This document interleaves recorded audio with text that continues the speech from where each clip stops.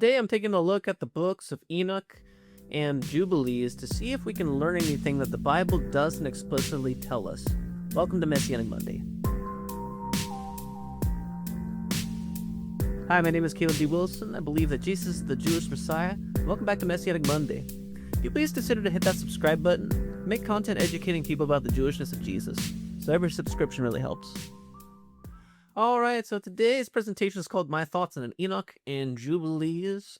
As you probably see, I'm wearing these glasses, and I've been wearing these glasses. I'm trying these glasses because they're apparently supposed to help with people who have autism and like sensory overload issues. Been having some issues with just lights and stuff lately, so I'm going to try these glasses today. Seems like they've been working out pretty well. So anyways, we're going to take a look at the book of Enoch and Jubilees. Before we get into that, a word from our sponsor. This episode is sponsored by Learn with the Levite. Learn with the Levite is an in-depth teaching resource about connecting with the scriptures to the understanding of God's original plan. I've been going through the first module, as it is an eternity. It has helped me understand how everything I do in this life reflects to the eternal realm. They also have text and audio formats available. At some incredibly profound source material today. Yeah. Material that frankly demands we reconsider the actual space we occupy in the cosmos. They also provide academic credits called pathways. So I've been doing that to try to get my academic credits so that I can show more of my substance in this teaching realm. And they also provide counseling sessions, music tracks, and a 24/7 radio station to listen to worship music. But you remember my name. Into the light I'll fall. Check it out today at learnwithalevite.online.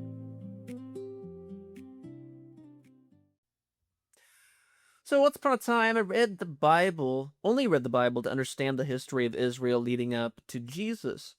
I used to think that anyone who read biblical apocrypha or sources was crazy and influenced by demonic spirits.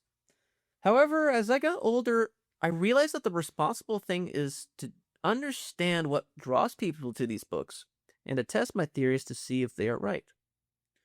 So to examine these things, I had to be willing to question everything I ever learned. In my research, I found out that some of these extra-biblical books were found in the Dead Sea Scrolls. I had read a book about their connection to Jesus. It's a book called Jesus and the Dead Sea Scrolls. It's by John Bergsma. They found these books at Qumran, a site believed to be where the Essenes lived. The Essenes were a devout and zealous group of Jews waiting for Elijah to arrive in the desert. So the story goes in 1948, some shepherd threw a rock or something and found a cave and found these scrolls today. A lot of the scrolls, they contained a lot of books from the Bible, but also some of these extra sources.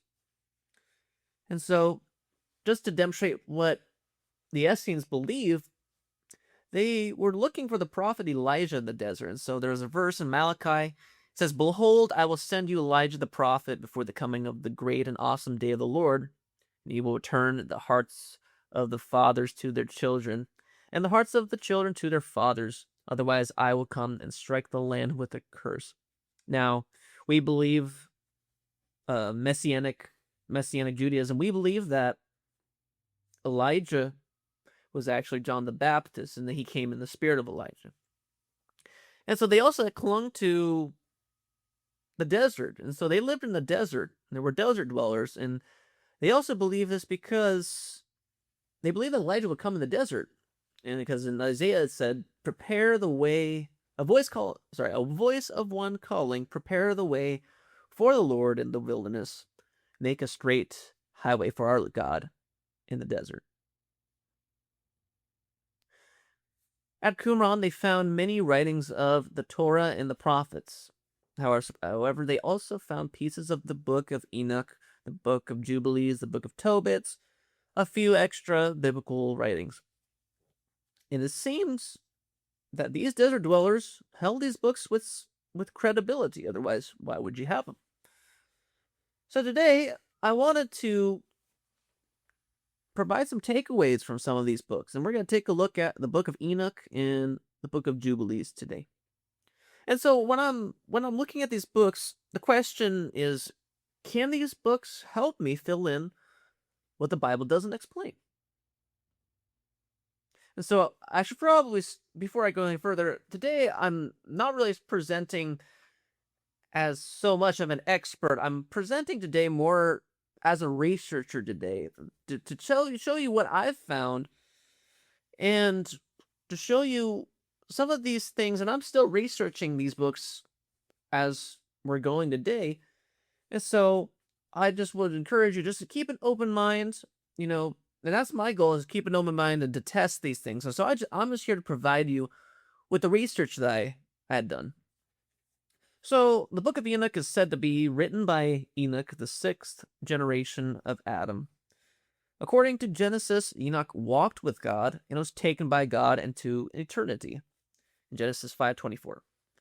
In the book, Enoch records that angelic beings called watchers came down to earth and taught mankind all the knowledge in eternity. Enoch is also shown all the orientations of the sun and stars, and even prophecies about the Son of Man, what we believe is Jesus. It is a big book, so we're going to take a look at what I learned in the first 16 chapters of Enoch. In my research, I wanted to compare the accounts from the Bible and the accounts from the book of Enoch to see if there was any discrepancies from the account of the events before the flood. So according to the Bible, in Genesis 6, verses 1 through 4, it says, "Now when men began to multiply on the face of the earth, and daughters were born to them, the sons of God saw that the daughters of men were beautiful, and they took as wives whomever they chose. So the Lord said, My spirit will not contend with men forever, for he is mortal. His days shall be 120 years. The Nephilim were on the earth in those days, and afterward as well, when the sons of God had relations with the daughters of men. And they bore them children who became the mighty men of old, men of renown." So these beings are said to be sons of God. Now let's take a look at the book of Enoch, Enoch chapter 6, 1 through 4. "And it came to pass when the children of men had multiplied, that in those days were born unto them beautiful and comely daughters. And the angels, the children of the heaven, saw and lusted after them, and said to one another, Come and let us choose us wives from among the children of men, and beget us children. And Sanjaza, who was their leader, said unto them, I fear ye will not indeed agree to do this deed, and I alone have to pay the penalty of a great sin. And they all answered him and said, Let us all swear an oath, and all bind ourselves by mutual imprecations not to abandon this plan, but to do this thing. These beings are said to be angels." Now, one of the traditional arguments that I've heard today is that people suggest that the sons of God are not angels, but they're denoting men who called upon the name of the Lord at that time. Well, from my research, it doesn't seem like that really, it seems like there's quite a bit of evidence to suggest that these are actually angels. So I took a look at Job 1:6, where it says, Now there was a day when the sons of God came to present themselves before the Lord, and Satan also came among them. The word is Ben Elohim. It is the same word later used in Job 38, when God said to Job that all the sons of God shouted for joy when God laid out the foundations of the world. So this seems to be the sons of God are rejoicing as the foundations are being laid before the world. And so how is this happening when mankind doesn't come into being till the seventh day? So it seems to be an indication that the angels were also called the sons of God, Ben Elohim, which is the same word used in Genesis. And then we also see in Psalm 82:1, it says, God presides in the divine assembly. He renders judgment among the gods. So that word gods is Elohim. He also says, "You are gods," Elohim, in verse 6, and he says, "You are all sons of the Most High, Ben Elyon." So this phrase, "son of God," seems to be a unique phrase that is only for the angels. And so it doesn't seem to me, it seems more plausible that these are actually angels that actually slept with women. It's quite startling to consider that, but based on the research that I've shown you, it seems like we can conclude quite reasonably that this phrase is referring to angels laying with the daughters of men. Enoch informs us the fallen angels teach mankind all the secrets of eternity. They teach them to make weapons, armor, enchantments, knowledge of the sun and moon, everything they teach mankind. Mankind sins by laying with the sons of God, as well as doing things with beasts that ought not to be done. This is outlined in Enoch, chapter 7 and 8. So according to Enoch, because in Genesis, we're told that they become wicked, and the only thing we have is that the sons of God lay with the daughters of men. But does it go into any more specifics on what exactly happened? What does this wickedness look like? Well, in the book of Enoch, it seems to indicate what exactly the kind of wickedness that they get taught. The angels teach them all sorts of things. They produce giants. So it seems like an opportunity for us to understand what happened. It's a proposal of what actually happened with mankind, why they became so sinful that mankind had to be wiped from the face of the earth. The angels are bound up and ask Enoch to petition for God. God doesn't grant the petition and tells Enoch to say to them, "You are supposed to intercede for men, not men for you." Enoch 15:2. It seems that God is saying the angels are superior to men if he expects them to intercede for mankind, which is vastly different from modern theology that suggests we are superior to angels. This would also go in tangent with the angels, the seraphim, or the cherubim, guarding our way out of Eden. It seems like Enoch supports that the angels are a superior entity to mankind, if this is true. Now, there's a lot more to Enoch, but I wanted to narrow my focus on the information Enoch gives about the sons of God. If the book is true, it seems some of Jesus' contemporaries thought so. It gives us clarity on what happened that would make God want to destroy the earth and start over with Noah. And in fact, in the book of Jude actually quotes from the book of Enoch. And so it seems that Jude, the brother of Jesus, also saw this book with some form of credibility. The book of Jubilees is a book that seems to add more details to the story that wasn't originally written from Moses. It's not recognized as canon by many sects of Judaism. However, the Ethiopian Jews, called Beta Israel, have the book of Jubilees in their literature and consider it a credible piece of work. I'm going to focus on the allotments of Noah's sons in chapters 8 through 10. In the book of Genesis, it explains that after the Tower of Babel, the nations disperse. Moses doesn't really take much time. Sorry, I had an alarm. Doesn't take much time at all explaining these things. However, in the book of Jubilees, we see some interesting details that might clear up our understanding. So in chapter 8, we see that after the events of the flood, Noah calls his sons and they cast lots to determine where his sons would go. So in Jubilees 9:14 through 15, in this way, Noah's sons divided the earth for their sons in front of their father Noah. He made them all swear by oath to curse each and every one who wanted to occupy the share that did not emerge by his lot. All of them said, so be it. So be it for them and their children until eternity, during their generations until the day of judgment, on which the Lord God will punish them with the sword and fire because of all the impurity of their errors by which they have filled the earth with wickedness, impurity, fornication, and sin.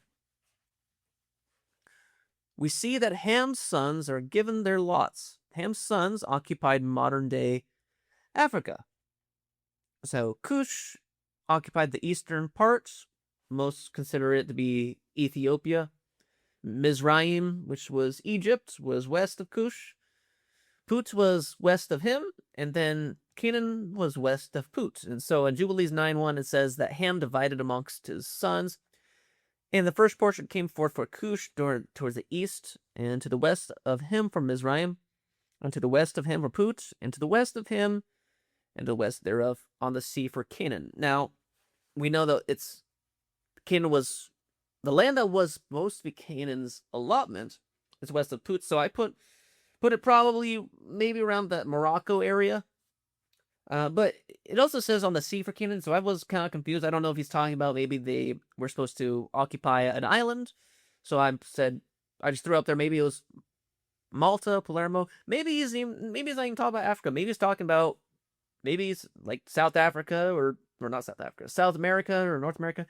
Whatever it is, I just thought I'll give you an idea that really I'm just establishing to you, wherever Canaan was supposed to go, it wasn't in the land of Canaan that we know today. So unfortunately, what happens is Canaan doesn't take their inheritance. He decides to take the land that was given to Arpachshad, Shem's son. Many people suggest that Israel kicked people out of their indigenous land. But if this information is true, then Israel actually took the land that was theirs. So in Jubilees 10:29, it says that Canaan saw the land of Lebanon to the river of Egypt, that it was very good. And he went not into the land of his inheritance to the west, that is to the sea. And he dwelt in the land of Lebanon, eastward and westward, from the border of Jordan and from the border of the sea. And so I imagine this, that our Abraham's, who's the son of Arpachshad, says, Canaan, this land is my land, this land's not your land. I thought that'd be funny. It's probably not very funny. But the goal is, clearly, this land's not Canaan's. It was never Canaan's land. It was Abraham's. And so I want to show you this, because if this is true, if this information is actually what happened, we see a threefold justice. Abraham, for being righteous, is given a beautiful piece of land. So God rewards the righteous. Abraham, for being the son of Arpachshad, is being given what is rightfully his. So God gives back what is rightfully ours. And then God exacts justice on Canaan for stealing Arpachshad's land. God punishes the wicked one. So I almost want this to be true, because if this is true, it's a beautiful message of it's a beautiful message of what was wrong being made right now. That what was stolen is given back to the one who was supposed to inherit. And so I think that this information, if this is true, is very insightful on the whole story of why Abraham was given this land in the first place. So I want to summarize in conclusion that I think it is okay to look to other texts to try and understand things the Bible doesn't expound on, as long as it doesn't violate the Bible in the process. So, talking to my rabbi, he told me that Moses didn't write to us today, but he wrote to a generation that didn't always need the extra commentary. I think that the extra biblical sources can help give us more clarity as long as we test them. So I want to make an analogy. So we always want to put Tanakh, what's commonly referred as the Old Testament, put Tanakh above everything. Everything has to submit to Tanakh. And now this might be controversial, but I don't even have Messianic Talmud on the same level as Tanakh. I think it has to be, because Messianic Talmud has to be in submission to whatever Tanakh says. And now I think it does. Now, Messianic Talmud is commonly referred to the New Testament. So I call these things names that are not traditionally what they're called, because the terms Old Testament and New Testament have connotations that I don't agree with. I don't agree that Tanakh is old and outdated, and I don't agree that the Messianic Talmud gets rid of Tanakh. I believe that Tanakh is the starting point in anything. Whatever we look at has to fit into, it has to submit to Tanakh. So then I have Tanakh, Messianic Talmud, and then we can look to sources in Apocrypha. But as long as we're not taking those hierarchies and moving them around, I think that as long as those sources, anything that provides us a commentary, as long as it doesn't violate Tanakh, I think it's okay and responsible for us to try to piece together things that the Bible doesn't always talk about. And so, at the end of the day, we want to be responsible with the sources outside of Scripture. So I want to say thanks so much for watching this. Please consider to like, comment, and subscribe. We'll see you in the next video. Thanks.